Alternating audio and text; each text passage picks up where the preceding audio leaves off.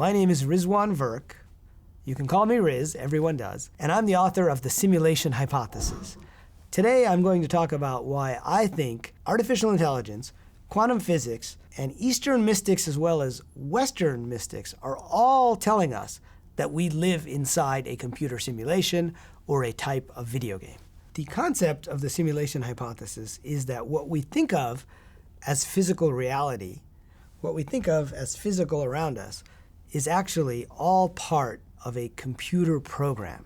It's essentially like a virtual reality, or like the Matrix, where Neo thought he was in the real world. But in fact, he was inside a computer program. What convinced me that we are actually living inside a simulation, I saw the way that video games were becoming more and more sophisticated. They were getting so good, they were becoming very difficult to distinguish between physical reality and virtual reality. And today, AI is moving so fast in its ability to generate completely realistic videos of human beings, of places on Earth, of places that never existed, that it's become apparent to me, with the aid of AI, we will be able to create completely realistic virtual worlds. And that led me into thinking, what if someone has already created one of these virtual worlds and we are inside of it, but we can't really tell the difference? Then, as I began to investigate quantum mechanics and all of the weirdness that exists in quantum physics, I realized these oddities would make more sense if we were inside an information-based reality than if we were in physical reality. And then when I looked at what the world's religions have been telling us for thousands of years, turns out they were also telling us that this world is fake. It's not really the real world. There's a hereafter that is the real world, and we exist in that world. And so all of these threads convince me that we are more likely to be inside a video game like computer simulation than in an actual physical reality. If we are living in a computer simulation, that means there is some code running somewhere that is doing the computation and that is rendering the world and making it look as if it's physical. Now, what this really means is that the world consists of information, bits of information, and even physicists are starting to agree that there is no material world, that it's all just bits of information. Now, the computer that would run our world would be much more sophisticated than my phone or your laptop. What we're talking about really is a quantum computer. And what many physicists have found is that at the level of quantum particles, the world seems to be computing. And so it's more about computation than it is about being in a physical computer per se. I would say that the universe is basically the computer on which we are running, or rather it is being rendered on some type of computing device that is much more sophisticated than anything we have today. I believe that simulation theory can be used as a life hack. And the way to do that is to first ask yourself, if this world was a video game, what would that mean and how would that help you deal with the challenges and difficulties that make up the physical world as we know it? We all know there's a lot of suffering in the world. And sometimes when something bad happens to us, we say, oh, why did this bad thing happen to us? But if we reframe it as a type of quest with a higher difficulty level, and that we might have chosen that particular quest because it's difficult, but not so difficult that we wouldn't be able to master it. So for me, simulation theory provides a great way to think about how to navigate the ups and downs of life, making it really the ultimate life hack. We can also think about our storyline. We all have a sense of the types of things that we're attracted to or that we were meant to do. Something that makes us different from, say, our siblings, who had a similar experience growing up, but who might have completely different interests. I believe those are part of our character. When I used to play Dungeons and Dragons, when I was a kid, we would have a character sheet and we would choose the race and we would choose the profession. Is it an elf? Is it a warrior? Is it a wizard? And then we would roll the dice and we would get some random numbers for charisma and intelligence and strength and all of these different attributes.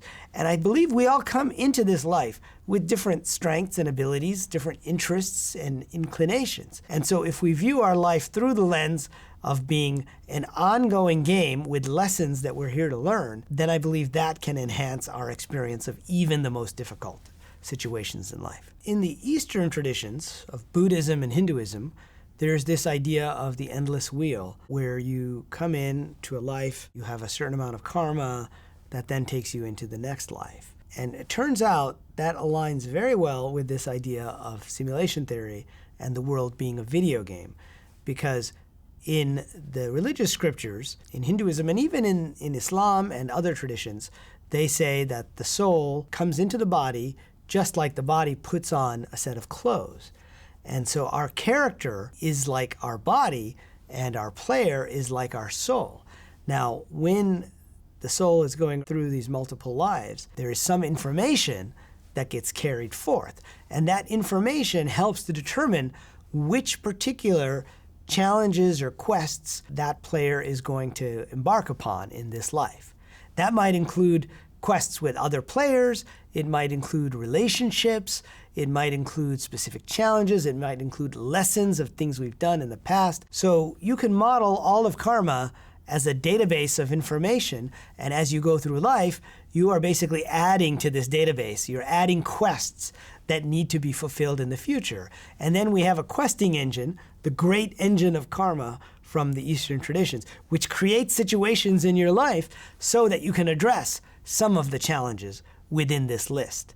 And if you are able to go through all of the challenges, you may end up enlightened. Within video games, we may have users that have abilities that maybe a normal person doesn't have, whether it's the ability to float or use certain magical spells. And it turns out, within the Eastern traditions, there are yogis and sages who have developed various kinds of abilities that the rest of us don't have. And sometimes these abilities come from having played the game before, and they've accumulated a certain amount of skills that our character just doesn't have yet. That is very analogous to the idea of karma and to this idea that you keep playing the game, like in the film Groundhog Day, until you get it right. And so an enlightened person is not just fulfilling their karma, but they've gone through all of the challenges that they felt were necessary to learn their lessons, and they no longer need to come in and play the game. So if they do decide to come in and play the game, they might appear to us as these spiritual beings that have abilities like walking on water that the rest of us can't do. But perhaps they're here more for the rest of us at that point because they no longer need to play the game. And that is what enlightenment would be within the context of simulation theory. In one version of simulation theory, everyone is an AI or an NPC. And in another version, everyone is a source player, what I call the RPG or role-playing game version of the simulation. Now, I prefer to think that all of us are here as players and we have characters within the game. Now, it's possible that some of the characters in our lives are acting like NPCs, meaning that they're acting like a role that we need. So in a video game, if you go into the bar and there's a bartender, or there's some enemies that you're fighting, some goblins, many of those are just AI characters. I believe that most of us are in a massively multiplayer online role-playing game, or MMORPG, but we go into NPC mode, so we act like AIs because that's how we've been trained in this life. However, if we can remember what our quests and our challenges and our goals were from coming into this life, then we have lifted the veil of forgetfulness, and I think we can live a much more rewarding life that way. So simulation theory has the ability to bridge the worlds of religion and science. And I think too often in our world, the scientific people are moving in one direction and the religious people are moving in another direction.